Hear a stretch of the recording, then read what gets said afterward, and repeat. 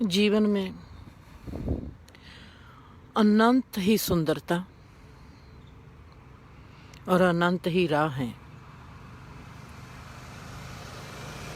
अनंत ही अल्फाज हैं और अनंत ही सोचे हैं। हर इंसान में हमको वक्खो वक्री जैसे क्वालिटी मिलती है, वैसे ही हम जीवन के जिस राह पर चलना चाहते हैं वैसी राह भी हमको मिल जाएगी। किसी भी कॉर्नर में जाके खड़ी हो जाती हूँ, मैं सोचती हूँ कि मैं अपना अगला कदम कहाँ पर रखूँ। जहाँ पर खड़ी हूँ, जहाँ पर से ही अनंत दिशाओं मेरे आगे खड़ी हैं, मैं किस तरफ जाऊँ? वो सड़क पर जाऊँ जहाँ पर लोग चलते हैं, जहाँ उस कच्ची पगडंडी पर चलूँ जहाँ पर कुछ लोग चलकर आए हैं, जहाँ इस रास्ते पर चलूँ जो लोग जा रहे हैं, जहाँ जिधर मेरे को कोई सुंदरता दिखाई देती है मैं उस रास्ते पर चल पड़ूँ। जो मेरे को सुंदर दिखाई देता है मैं देखती हूँ कि वहाँ पर कोई भी अभी चला नहीं। क्या मैं चल सकती हूँ? क्या मेरे में घबराहट है? क्या मैं डरती हूँ? क्या मेरी उस सुंदरता के साथ जो मेरे को दिखाई देती है उसके लिए मेरे में इतना प्रेम है कि मैं उस पर चल सकती हूँ? तो फिर मैं क्यों नहीं चलूँगी?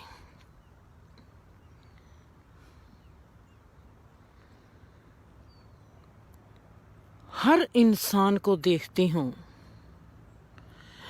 इतनी सुंदरता से भरा हुआ है इंसान,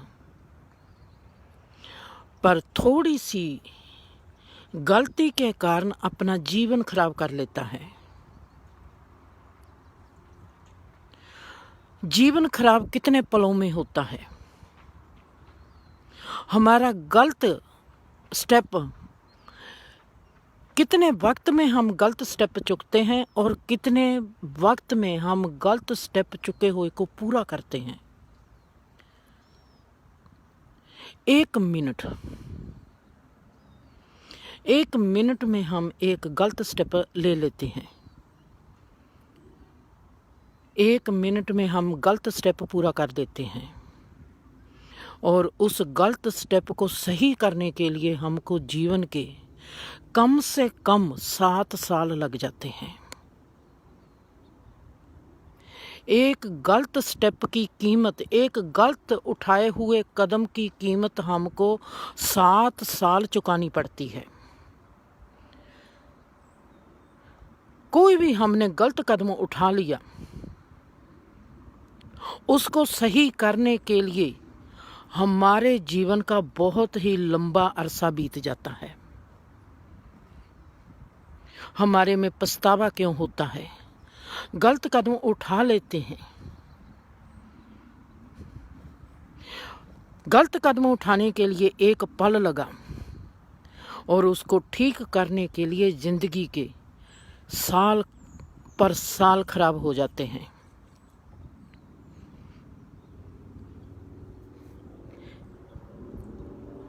मैं सोच रही थी आज,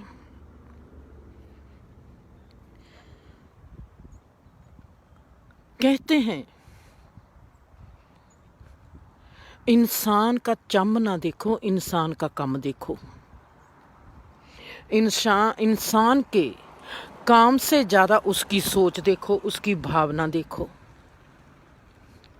हमको जो चीज़ें दिखाई देती नहीं, हम इंसान का चम देख सकते हैं, हम इंसान का काम देख सकते हैं कि ये कैसा काम करता है, पर हमको इंसान को समझने में बहुत वक्त लग जाता है। आप वहाँ पर देखते हो जहाँ पर सूरज भी निकलने लगा है, सूरज की जो किरणें हैं कैसे धरती पर पड़ती हैं और कितनी प्यारी लगती हैं।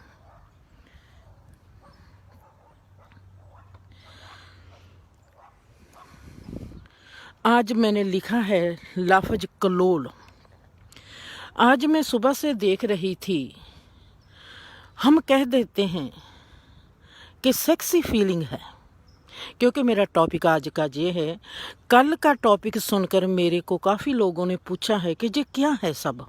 2 लोगों ने कमेंट कर दिया और बाकी ने मेरे को पूछा ये सब क्या है, क्योंकि उनके दिमाग में ये है कि मैंने पेज का नाम तो लिखा है द कॉस्मिक आर्ट थर्ड आई। धर्म का लगता है उनको, स्पिरिचुअल लगता है, पर मैं बात कर रही हूँ फिजिकल रिलेशनशिप की।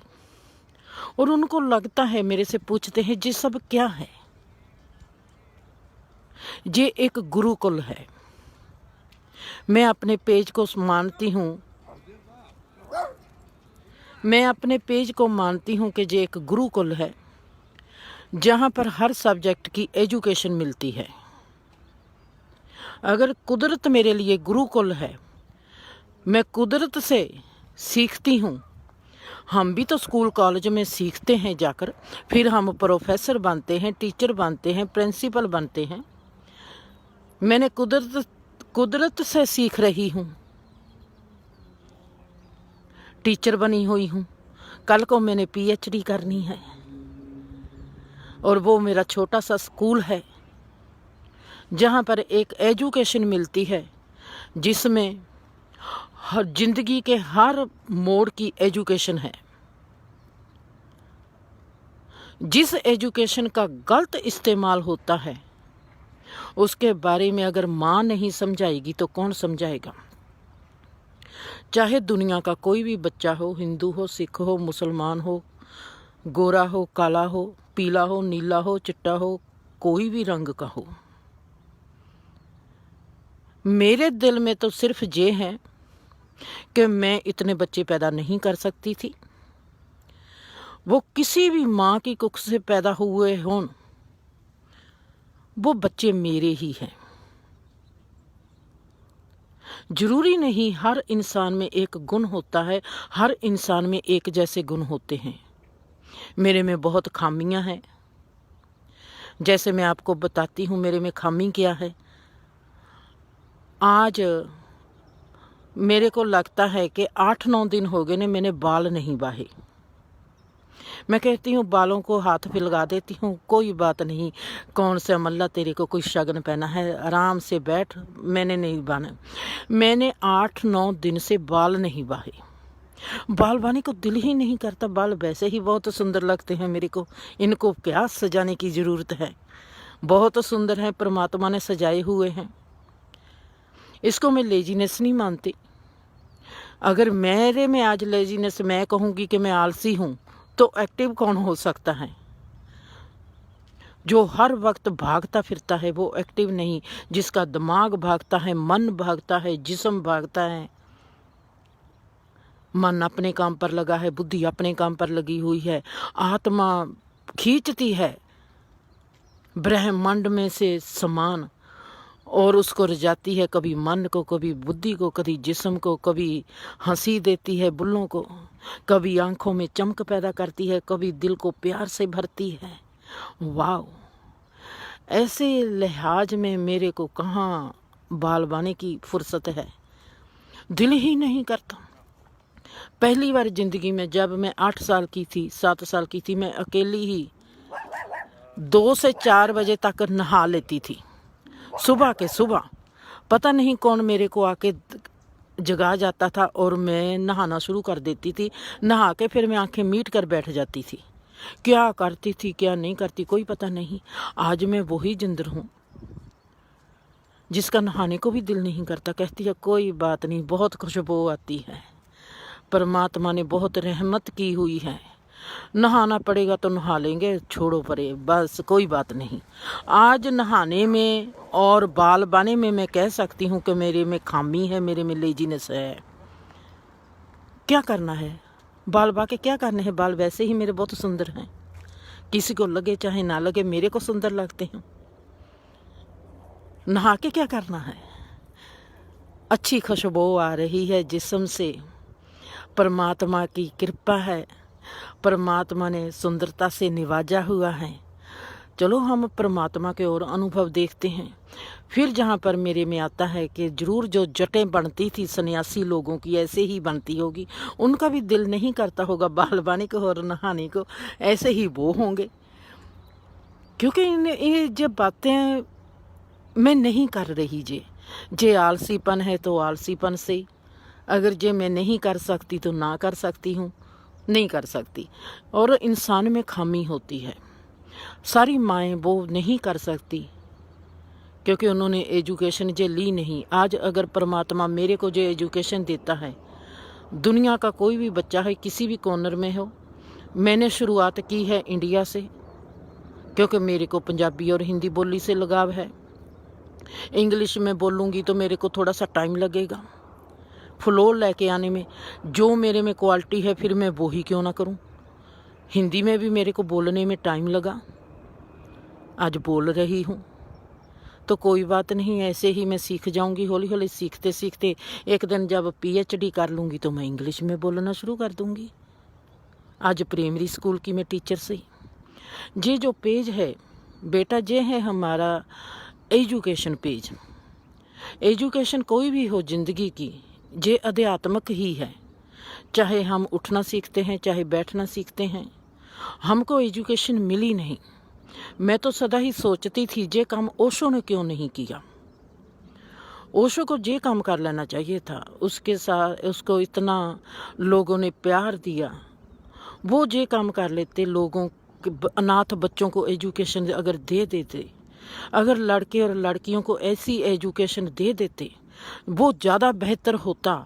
बेवकूफ़ लोगों को एक ऐसी बात दे देने से बेहतर था कि वो लड़के और लड़कियों को के लिए ऐसा स्कूल बना देते, गुरुकुल बना देते, जहाँ पर उनको हर किस्म की एजुकेशन मिल जाती। अगर मेरे को खुदा जे चांस देगा तो मैं ज़रूर करूँगी, क्योंकि जे एजुकेशन ज़रूर चाहिए। मैं खुदा के भरोसे पर भी नहीं रहती, क्या पता है उस भरोसा आने से पहले ही हम भी चूक चलाना कर जाएं। तो आज जो मेरा वक्त है मैं इसको क्यों ख़राब करूं।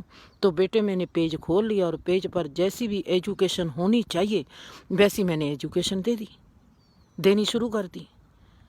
ये एक एजुकेशन पेज है जिसको मेरे दिल में है कि ये गुरुकुल का एक पेज है।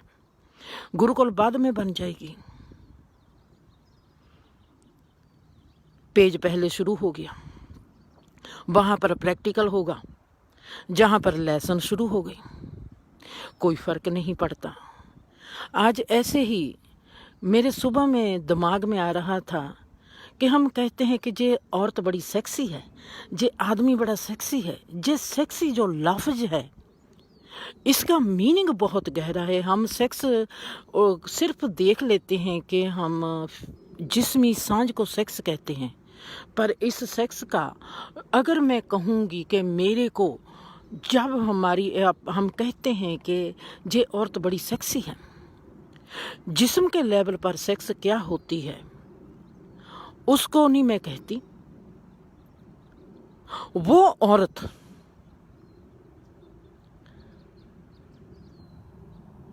जो ऐसे गुणों से भरपूर होती है, सेक्सी गुण,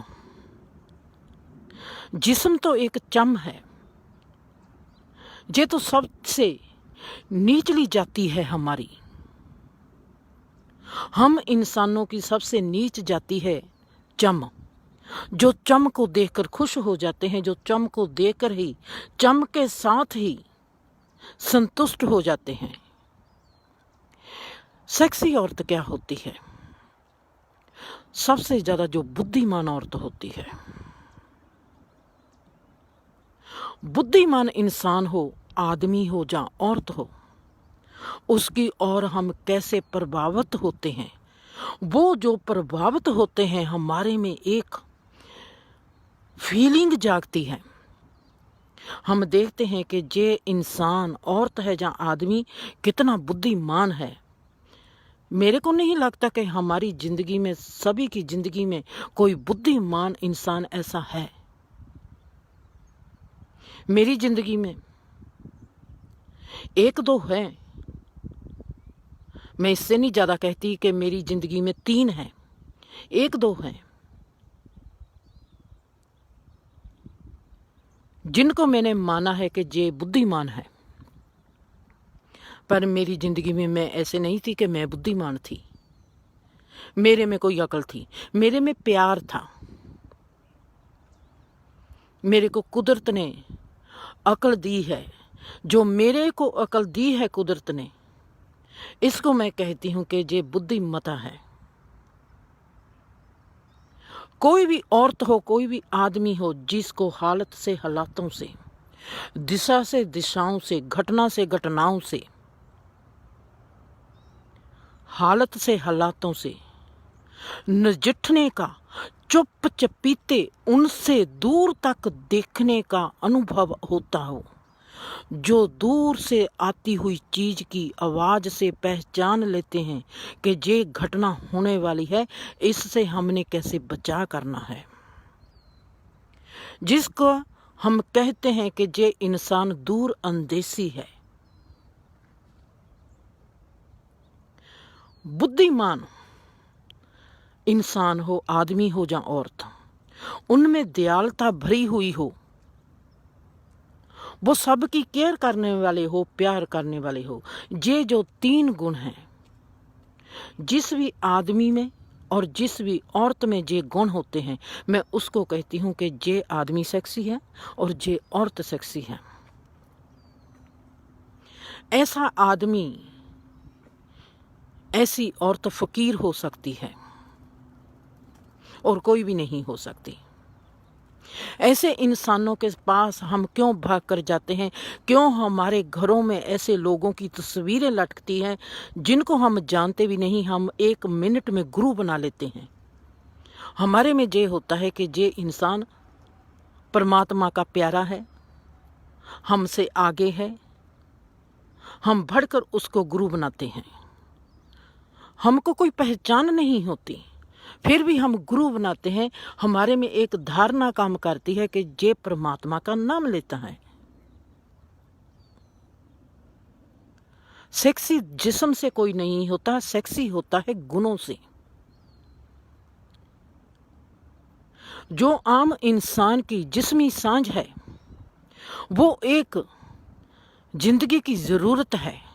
करने को दिल करे, उस औरत के साथ सोने को दिल करे, उस आदमी के साथ सोने को दिल करे, चाहे ना दिल करे, फिर भी सोना पड़ता है या सो जाते हैं, क्योंकि जरूरत है।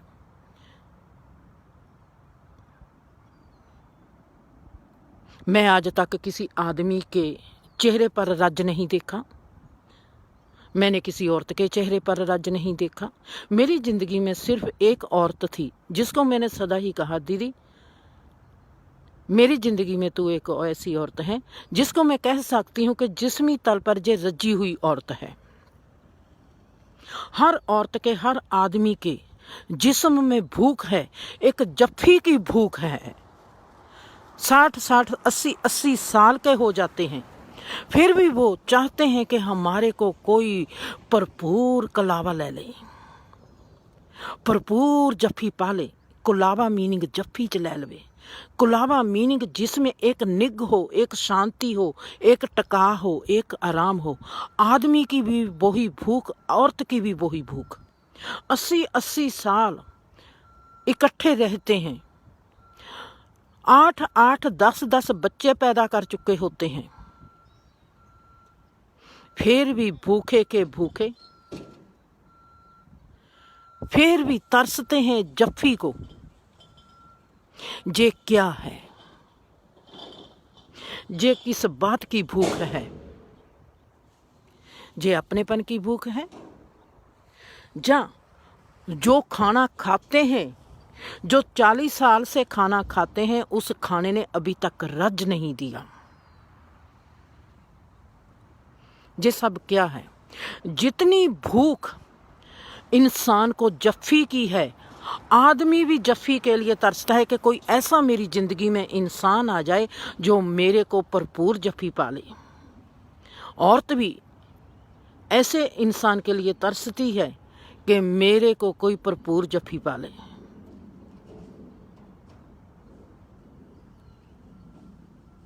क्यों? 5-5 बच्चे होते हैं, 6-6 बच्चे होते हैं, फिर भी भूख क्यों लगी रहती है? जहाँ पर मैं जाती हूँ, हमारे ही इंडियन लोगों के बीच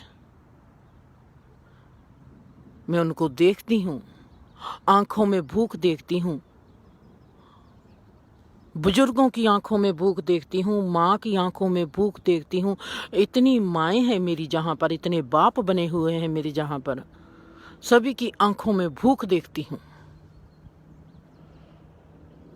मैं मजाक करती हूँ, खेलती हूँ उनके साथ गीत गाती हूँ, उनको कहती हूँ कभी तेरा दामन न छोड़ेंगे हम।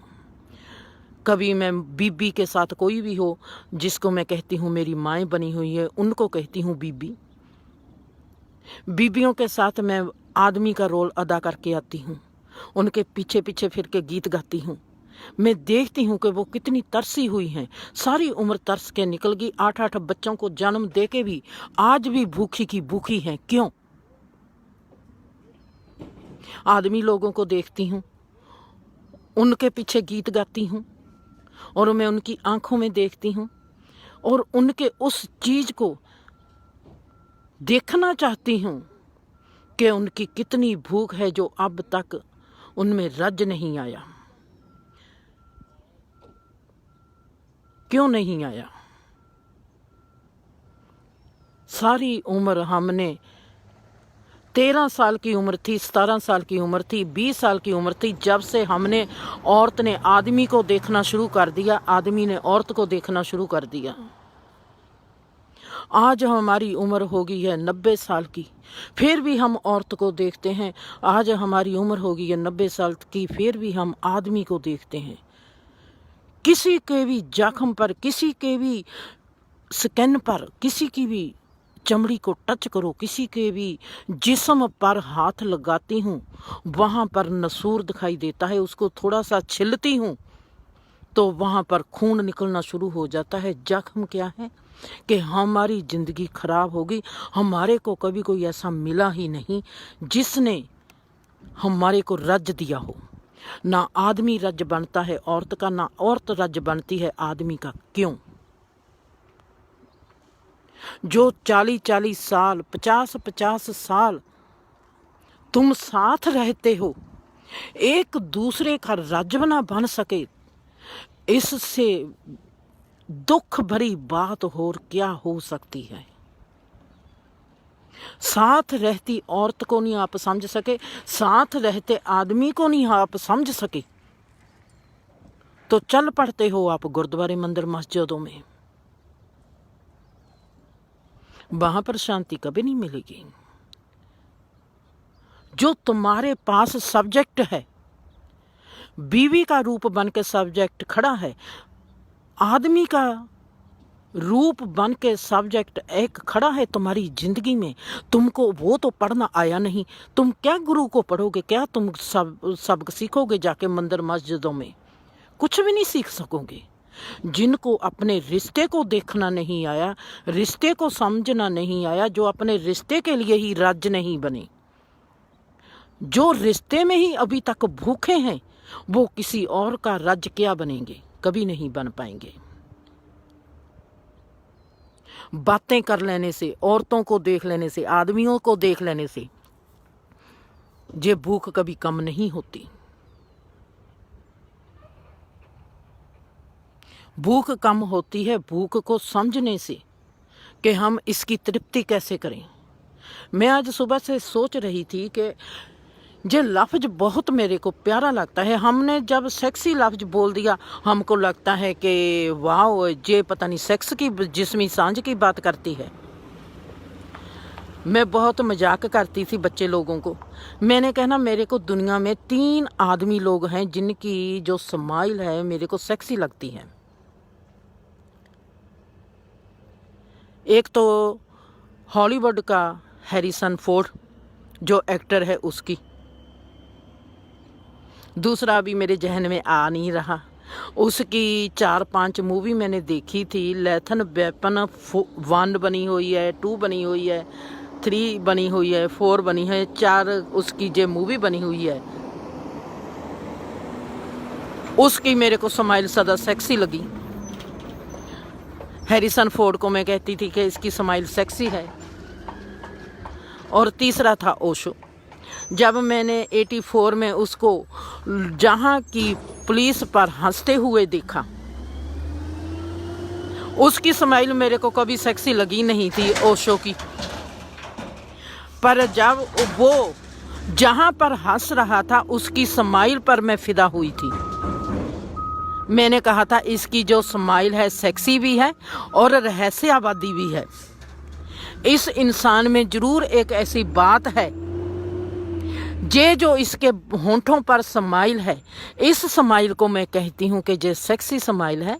मैंने दर्शन को कहा जे स्माइल, इस स्माइल को कहते हैं सेक्सी स्माइल, जिसमें एक रहस्य है।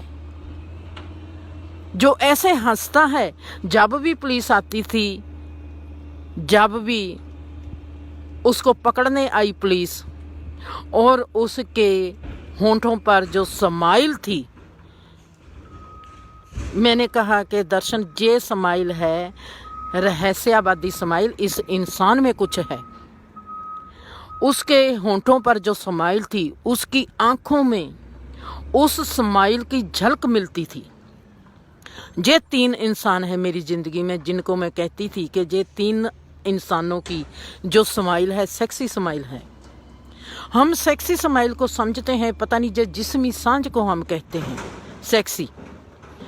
मैंने आज सुबह से ढूंढना शुरू कर दिया कि मेरे को हिंदी और पंजाबी में एक ऐसा अल्फाज मिले जिसको मैं कहूँ कि ये सेक्सी है, सेक्सी लफ्ज है। सेक्सी लफ्ज को वो कंप्लीट कर दे। वो है पंजाबी का अल्फाज कलोल, कलोल करनी, जिसमें होता है रज भी देना, प्यार भी करना, एक दूसरे की शांति भी बन जाना। एक चीज़ में, एक अल्फाज में कितनी ही क्वालिटी होती है। वो मेरे को अल्फाज लगा कलोल। ये पंजाबी का लफ्ज है और आपने शायद, बहुत आप में से लोग होंगे जिन्होंने पहली बार सुना होगा, पहले भी मेरी ही जुबान से सुना होगा। ऐसे ही कुलावा है, कुलावे में भर लेना, मतलब कि जफ्फी में भर लेना। ये लफ्ज भी एक सेक्सी लफ्ज है, कुलावा। और कुलोल करनी, कुलोल करनी, बातचीत करनी, जफ्फी में लेके एक दूसरे के साथ बातचीत करनी। ऐसे कह सकती हूँ कलोल लफ्ज का मतलब ये है। कलोल लफ्ज जो है ये सेक्सी लफ्ज के बहुत नज़दीक है। सेक्सी लफ्ज होते हैं, सेक्सी मेन होता है कि गुण होते हैं इंसान के। मैं नीचे उतरने लगी हूँ क्योंकि ये है गार्बेज डंप। ये गार्बेज उठाने वाला ट्रक है और वो गार्बेज उठा रहा है और ये बहुत अभी टाइम लगाएगा, सो हम नीचे को जाते हैं।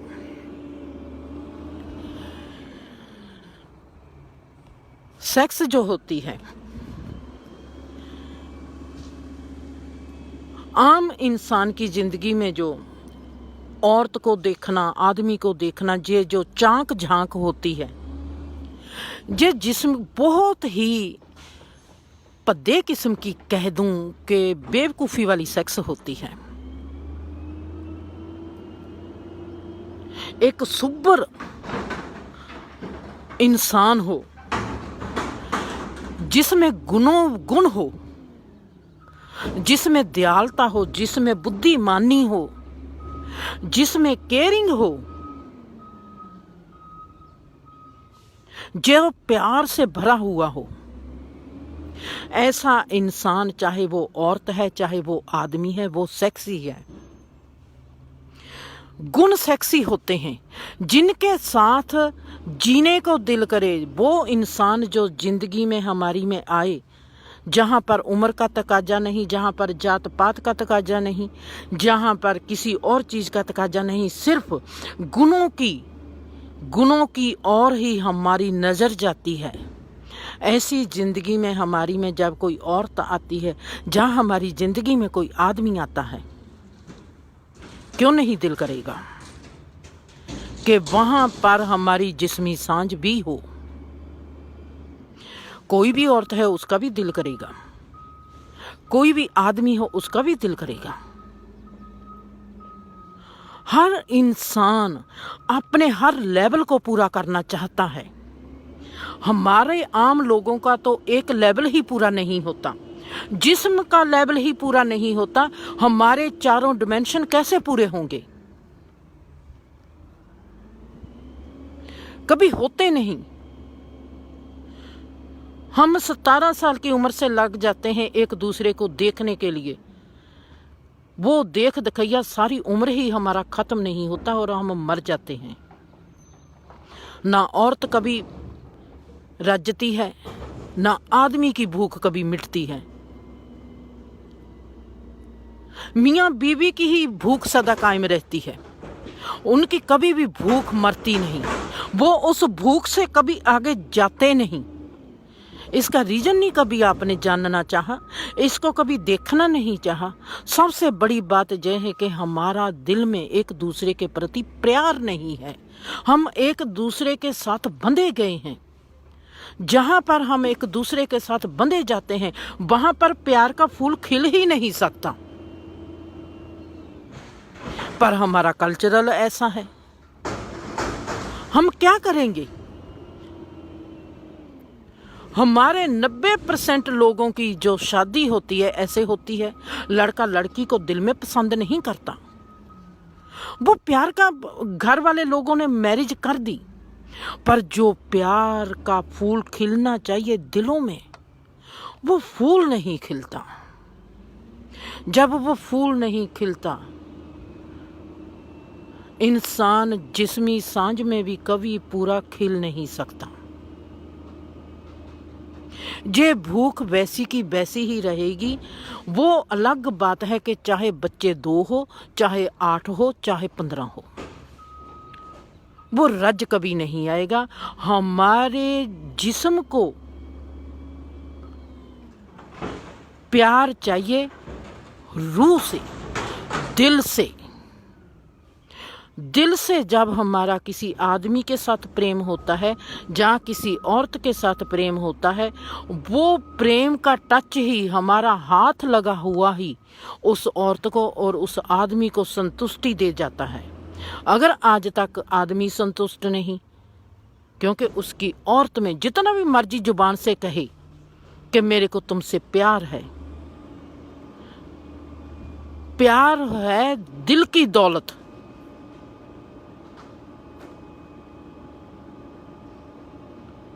दिल के दौलत हो प्यार, और प्यार की शो से कभी कोई फिर भूखा रह जाए ऐसा हो नहीं सकता।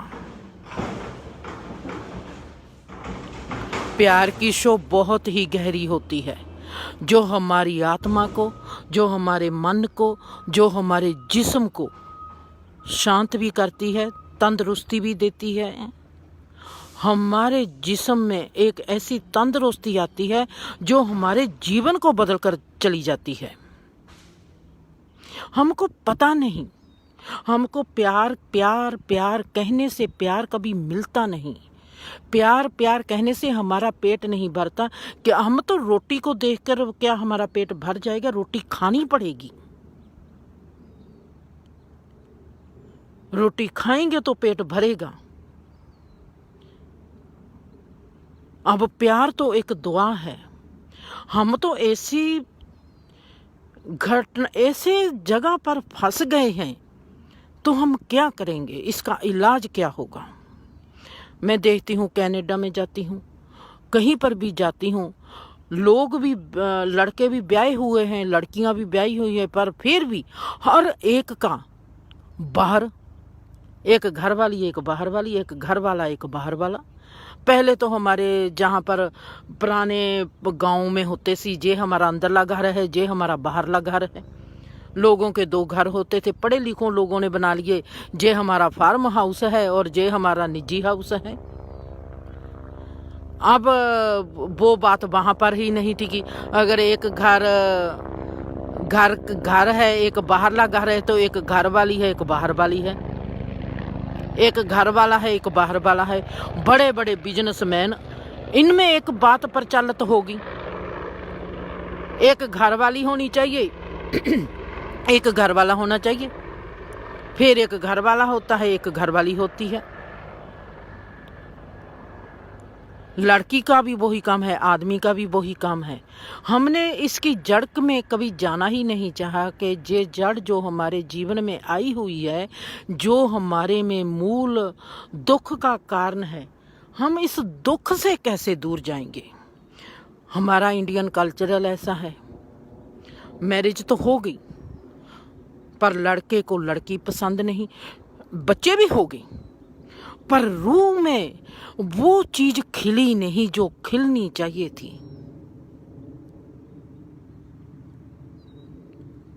इसके मेरे पास सॉल्यूशन बहुत अच्छे हैं, पॉजिटिव हैं। अगर आप में से कोई करना चाहेगा, इज्जतदार हैं, अच्छी एजुकेशन वाले हैं, मियाँ और बीवी दोनों को ही साथ बिठाकर मैं बता सकती हूँ, वो एजुकेशन मैं जहां पर नहीं दे सकती। मियाँ बीवी दोनों ही मेरे को चाहिए और वो एजुकेशन उन दोनों को मिल सकती है कि उनको कैसा करना है। कुदरती तौर पर इंसान को इंसान समझना, गुरुकुल होती थी, गुरुकुल में हम जाते थे, गुरुकुल में बच्चे को देखा जाता था कि ये किस किस्म का है, उसके बाद उसकी जिंदगी शुरू होती थी। मेरी जगह बन रही है जहां पर हमारी एक टीम है, काम करेगी।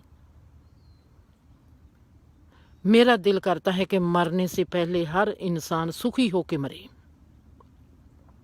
ये मेरी चाहना है हर इंसान के लिए। भरोसा करना है करो, नहीं भरोसा करना ना करो। बाकी जो है जिस्मी सांझ की बात, जिस्मी सांझ ये जानवरों में भी होती है, परिंदों में भी होती है, हर चीज में होती है। इंसान की विलक्षणता किस चीज में है? इंसान जब गुणों से भरपूर होता है। हम सोचते हैं कि हम एक गुरु के पीछे क्यों जाते हैं, एक माता के पीछे क्यों जाते हैं? हम गुणों के पीछे जाते हैं। कोई आपको ऐसा इंसान मिले जिसमें जो गुण हो, बुद्धिमानी हो, दयालुता हो, प्यार हो, क्यों नहीं किसी आदमी का दिल करेगा ऐसी औरत को चाहने के लिए? क्यों नहीं अगर ऐसा आदमी है किसी औरत का दिल करेगा? जो नेचुरली है, होगा ही होगा, कोई बताएगा कोई नहीं बताएगा। मेरे से पूछ लेते थे कि अगर आज हम तुम्हारी मैरिज करें, मेरी दोस्त लोगों ने पूछना कि आज अगर हम तुम्हारा दोबारा से फिर ब्याह करें तो तू किससे ब्याह करना चाहेगी? मैं कहना कि आपको स्वर्ग लोगों में जाना पड़ेगा, कोई फकीर को ही ढूंढ के लेके आना पड़ेगा। मेरा तो नखरा ही इतना ऊंचा है, मेरे को तो कोई फकीर चाहिए जो खुदा में मस्त हो, जिसमें बुद्धिमानी हो। अगर मेरी वो चॉइस है तो इसका मतलब है कि हर इंसान की यही चॉइस है। हर इंसान बुद्धिमानी को प्यार करता है, प्यार भरे दिल को प्यार करता है, जिसमें दयालुता हो उसको प्यार करता है, जिसमें सुंदरता, जो मन का सुंदर हो, चाहे वो औरत है चाहे वो आदमी है, वो सेक्सी है। उसके चेहरे पर अपने आप ही वो सुंदरता आ जाएगी। जिस्म से कोई सुंदर नहीं होता, गुणों से हर कोई सुंदर होता है।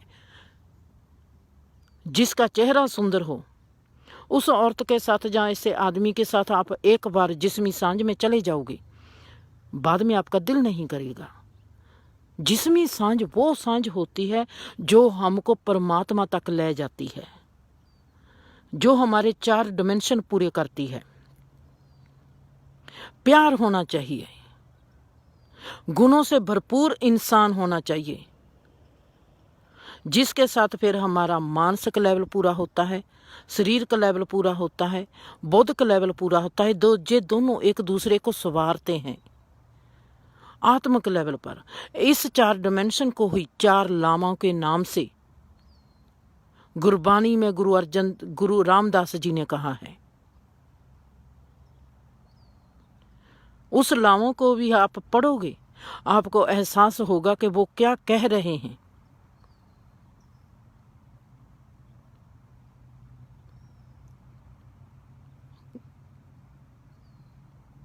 मेरे को पता नहीं। मैं सिर्फ ये कह सकती हूँ कि अगर आप में से कोई ऐसे इंसान है, मियाँ बीवी, जिनमें ये बात है कि वो भरपूर जीना चाहते हैं पर एक दूसरे से प्यार नहीं, एक दूसरे के साथ ही जीना चाहते हैं, उनके हालात ऐसे हैं या कोई भी ऐसी बात है, वो मेरे साथ बात कर सकते हैं। उनके लिए मैं अवेलेबल हूँ। हमारे जीवन का ढांचा जो है वो हमको कभी भी जीने की फुर्सत नहीं देगा। हम कभी वैसा जी नहीं सकते जैसा हम जीना चाहते हैं। खास करके हमारा इंडियन कल्चरल, हमारे बच्चे जो हैं, ये तमाम उम्र हमारे लिए बच्चे ही बने रहते हैं, चाहे उनके भी बच्चे पैदा हो जाएं। माँ बाप बच्चे को कभी बड़ा होने नहीं देते।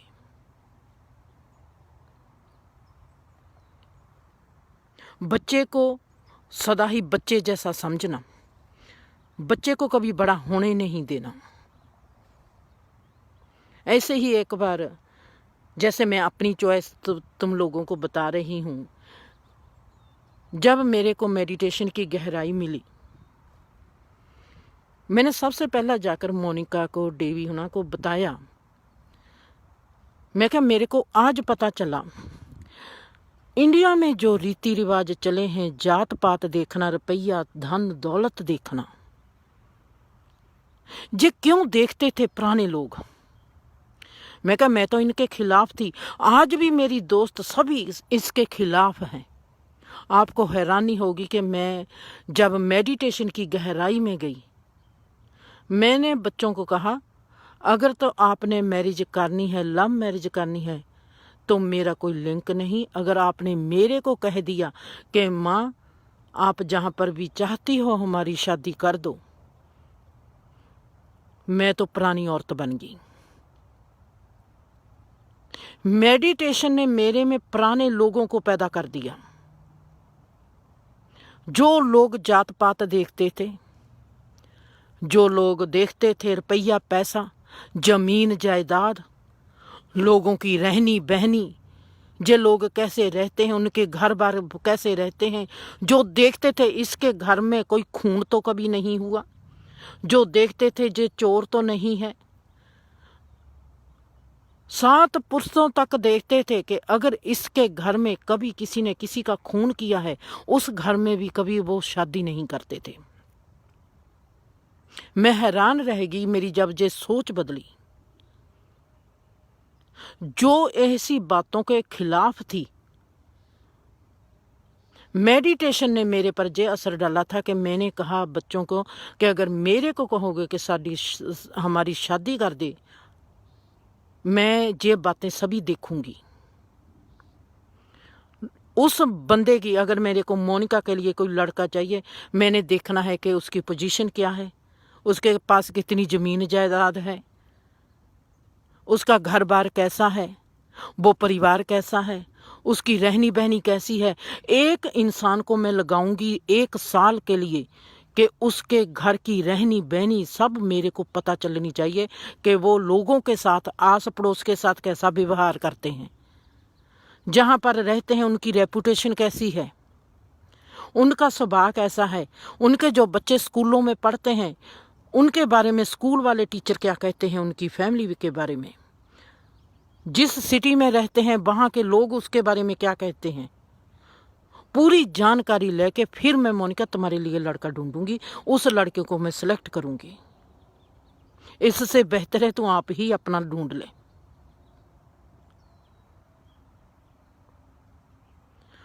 हम कहाँ रहते हैं। मैं हैरान रह गई कि मैंने ऐसी बात कही थी। ऐसी बातों की सब बातें आपके आगे आएंगी। जो हमारा इंडियन कल्चर है, जो आज के लोग इंडियन चीज़ को पसंद नहीं करते, उसमें इतने इतने गहरे अध्यात्मिक रहस्य हैं, मैं तो हैरान ही रह गई। लोग कहेंगे कि इसका दिमाग खराब हो गया है कि आज की पीढ़ी कहती है कि हमने एक होना है, और ये कहती है कि मैंने लड़की का अगर ब्याह भी करना है, अगर मेरे को मोनिका कहती है कि तू मेरे लिए लड़का देख, और मैं कैसे देखूंगी। वो ही पुरानी बुढ़ी पुरानी, बहुत गहरी पुरानी औरत मेरे में पैदा होगी, क्योंकि मेरे को वो समझ आ गई जो पुराने साडे हमारे लोगों ने, ऋषि मुनियों ने चलाई सी रस्में। उस रस्म के पीछे जो एक बहुत बड़ा भेद है वो है अध्यात्मक, आत्मा को देखना। वो हम सभी देख नहीं सकते। जैसे मैं हूं, मैंने देख लेना है, क्योंकि मेरे को वो समझ आ गई, मेरे को वो सोझी आ गई, मेरे को वो तालीम दे दी कुदरत ने कि कहाँ से जे हमारे इंडिया में रीति रिवाज आया था। वो जात पात नहीं देखते थे, वो जात पात देखते थे इंसान के कर्मों की। वो हर एक में वो तालीम नहीं होती। जैसे मेरे आगे कोई इंसान आज आ जाता है, अगर मैं उसको गौर से देखना शुरू कर देती हूं, मेरे को उसके कर्मों का हिसाब किताब पता चल जाता है। जात पात बनी थी हमारे कर्मों के हिसाब से, हमारी सोच के हिसाब से, हमारी भावना के हिसाब से। ऐसे नहीं। आज अगर हम दुनिया में देखना शुरू कर देंगे, हमको लगेगा कि जो चम का काम करते हैं वो चमियार हैं, जो चम को देखते हैं वो चमियार हैं। इसमें बहुत फर्क है। चम को नहीं देखना। हम सब, कोई भी इंसान हमको पहले मिलता है, हम उसका चेहरा देखते हैं कि जे अच्छे चेहरे वाला है जहाँ बुरे चेहरे वाला है। सबसे पहले हमारी नज़र जाती है जे गोरे रंग का है जहाँ काले रंग का है। दुनिया 80% चमियार है। कौन किसी की रूह देखता है, कौन किसी का दिल देखता है, कौन किसी का मन देखता है। भाई हमारी बीवी हो, हमारा मियाँ हो, वो तो अभी तक भूखा है, उसको तो हम देख नहीं सके अच्छी तरह। हम लोगों के जाकर चम देखते हैं। जो भी चम को देखता है, चम को देखकर प्यार करता है, वो चमियार है। पुराने ऋषि मुनियों ने जब ये खोज चलाई थी, उनको दिखाई देता था कर्मों का हिसाब किताब, सोच का जरिया। इनकी सोच का जरिया क्या है, जे सोच इनमें आती कैसे है, जे किस चीज पर नजर रखते हैं, इनकी भावना कैसी है, जे किस भावना से जीवन को देखते हैं, जे किस भावना से लोगों के साथ रहते हैं। अगर मैं आज फिर से 20 साल की हो जाऊं और मेरे माँ बाप मेरे को कहें कि हमने तुम्हारी शादी करनी है, आज मैं खुद बीबी बापू जी को खुद कहूंगी कि मैंने एक, अगर शादी भी करनी है तो मैंने एक मंक के साथ शादी करनी है, एक फकीर के साथ शादी करनी है, किसी पंडित के साथ नहीं, किसी पादरी के साथ नहीं। जे सब एक धंधा करते हैं। जो सही सन्यासी है, मैं किसी न किसी सन्यासी को चूज करूंगी।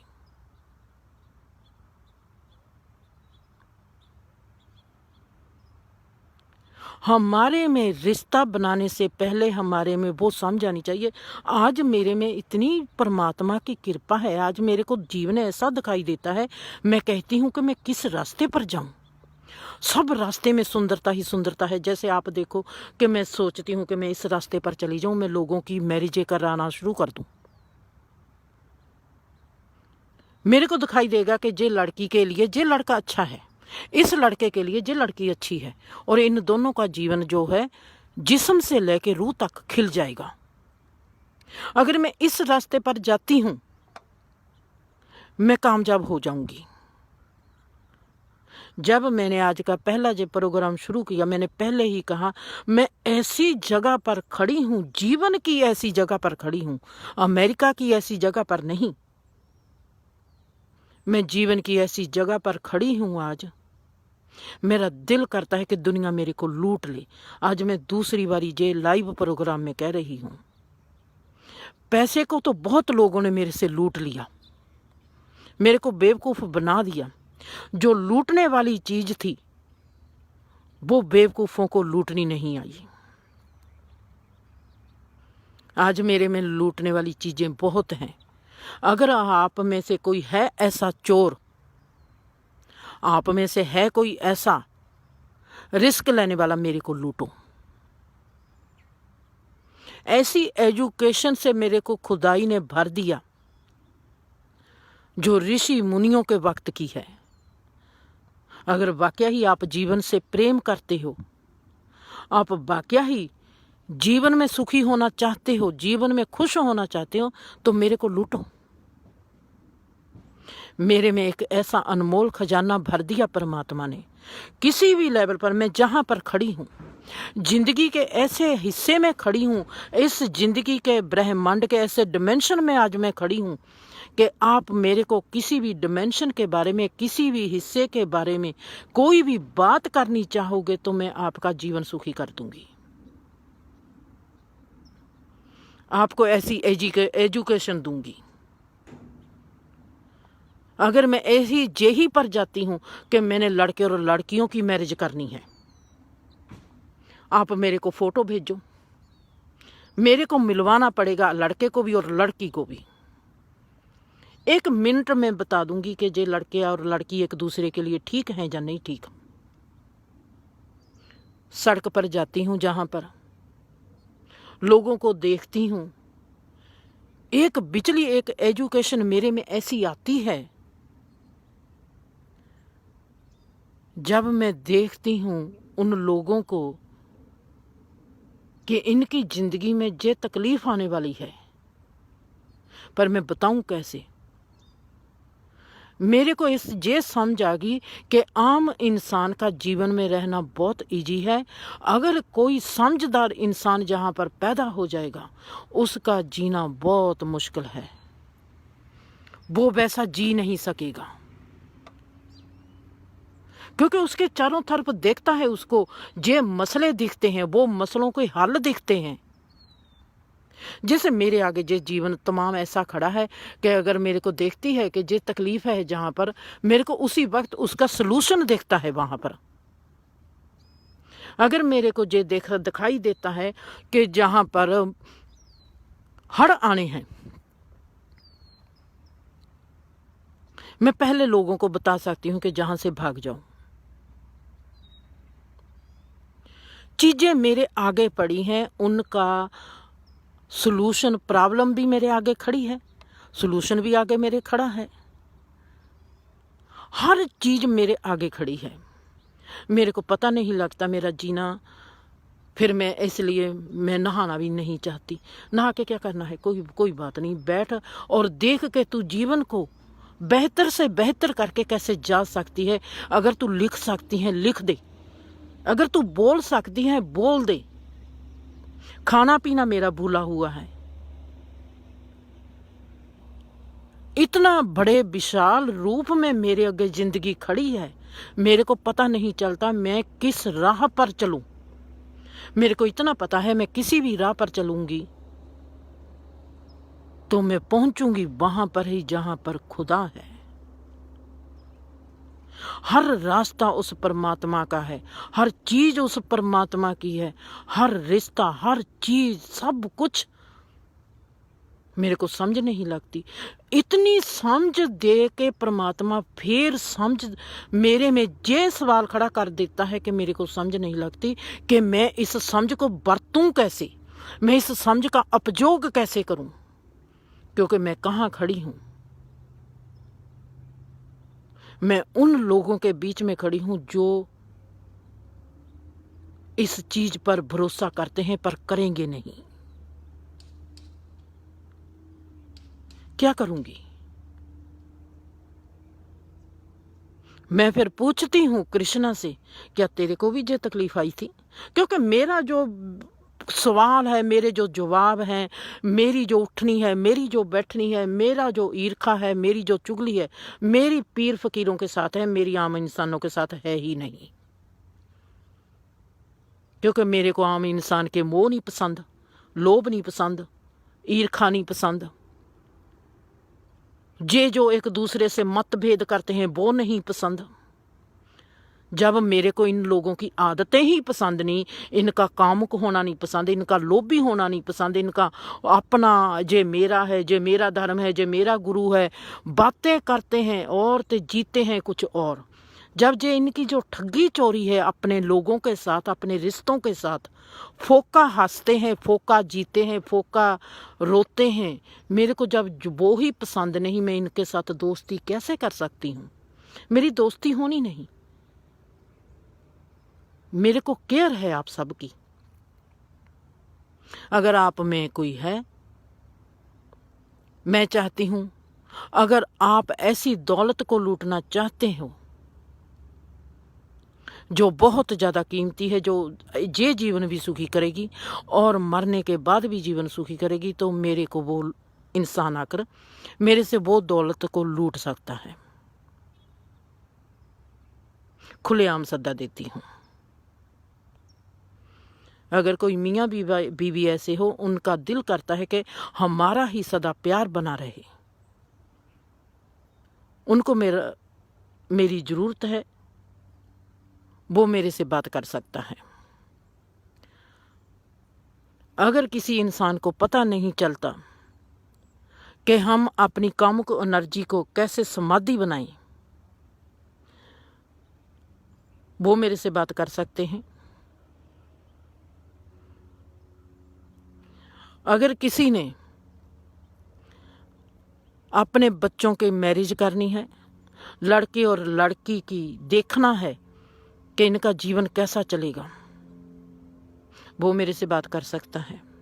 मेरे को लड़का भी मिलाना पड़ेगा, लड़की भी मिलानी पड़ेगी।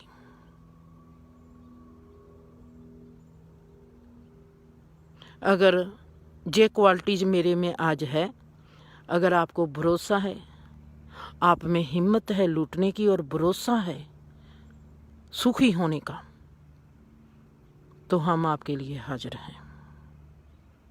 खुश रहो, आबाद रहो, हंसते रहो, बसते रहो।